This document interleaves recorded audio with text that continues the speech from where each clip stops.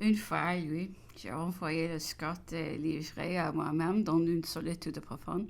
Je m'abandonnais enfin à toute la faiblesse de mon sexe, tant que j'avais été forcée de veiller à la sûreté de mes enfants, tant que j'avais été en action, le courage ne m'avait pas manqué. À présent, rassurée sur ces êtres si chers, mes amis, ma patrie se représentaient à mes yeux, mon imagination voyait tout à feu et à son. Ce calme répandait autour de moi formait un tel contraste avec tous les mots que je supposais avec effroi être quelques lieux de là que j'allais jusqu'à regretter l'agitation dont je venais de sortir. Cependant, cette nuit passée, lui me procura un repos bien nécessaire après tant de fatigue de tout genre. Le lendemain, j'arrivais chez ma mère, qui, après tant d'inquiétude et de tourments sur mon sort, éprouva un grand bonheur à me revoir. Elle ignorait encore comme moi tout ce qui se passait à Paris. Nous apprîmes bientôt par une valet de chambre parvenue à s'échapper. Il me rendit compte de l'entrée des alliés dont il avait été le témoin et du retour des Bourbons dont on parlait. Cette nouvelle me paraît potable en comparaison de tout ce que je m'étais figuré. C'était donc un changement de dynastie, disais-je. Eh bien, si la France n'en souffre pas, nous seuls nous sommes sacrifiés. Ce malheur n'était pas aussi grand que je le pensais. Ma vive émotion se calmait.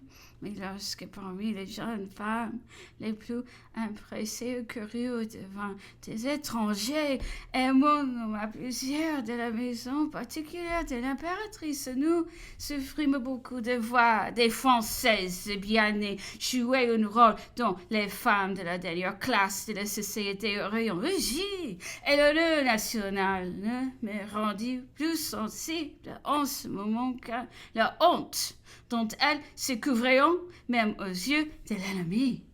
La maison du prince de Bénévent, ainsi que je l'ai pris, était le centre de tous les mouvements de cette révolution, depuis longtemps en relation avec les ennemis de la France, par l'intermédiaire de la princesse de Couronne, du duc de Dalberg. Il avait eu soin de se faire arrêter à la barrière les jours où il faillit de suivre l'impératrice et il avait passé la nuit chez le duc de Ragusa pour l'entraîner, sans doute, à la trahison qui eut lieu le lendemain, c'est-à-dire en livrant ses troupes aux astis pour la vie de l'empereur, qui se capitulation livrée à l'ennemi. Il en concevait donc bien d'avance toutes les conséquences stipulées avec l'étranger, la vie de son général, qui devait donc être s'écouter peu la défendre. Nous s'attendions avec la plus grande anxiété des nouvelles de l'empereur. Il avait appris à la cour de France à capitulation de Paris et ne pouvant plus y entrer seul et sans troupes. Il était retenu au Fontainebleau.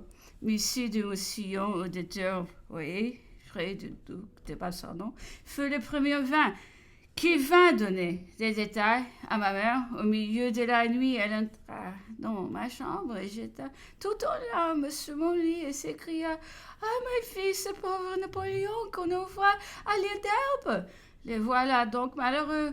Sans sa femme chérie m'enfermait avec lui. J'ai vu à quel point elle l'aimait encore et je pensais avec amertume au courage qu'il lui avait fallu pour s'en séparer. Monsieur de Moussillon acheva de nous donner les détails de cette catastrophe. Pendant son récit, ma mère ne semblait toucher que du malheur de l'empereur. Son sort nous désolait, mais pour moi, personnellement, en apparent que les Bourbons étaient rappelés en France et que la paix allait s'établir, que la nation paraissait satisfaite et que nous n'avions personne à pleurer. Ce dénouement me parut bien doux au prix des désastres que j'avais redoutés quelques jours avant. Il est facile de prendre son parti sur la perte de la fortune et d'une couronne. Il y a dans ces vicissitudes humaines quelque chose qui agrandit l'âme. Elle est fière et satisfait de n'en être même pas ému, et il semble qu'on s'élève à mesure que notre position se baisse. Toujours viva embrasser aux résolutions. Je me voyais déjà privé de tout ce que j'ai possédé en France. Ayons que mes diamants pour toute ressource. Allons m'établir à la Martinique dans une habitation qui est possédée encore ma mère. Combien je me félicitais alors d'avoir de bonne heure inspiré mes enfants de ces principes qui fortifient l'homme contre toutes les vicissitudes de la vie. J'ai profité de cette circonstance pour les habituer à ne pas compter sur tout ce qui était en dehors d'eux.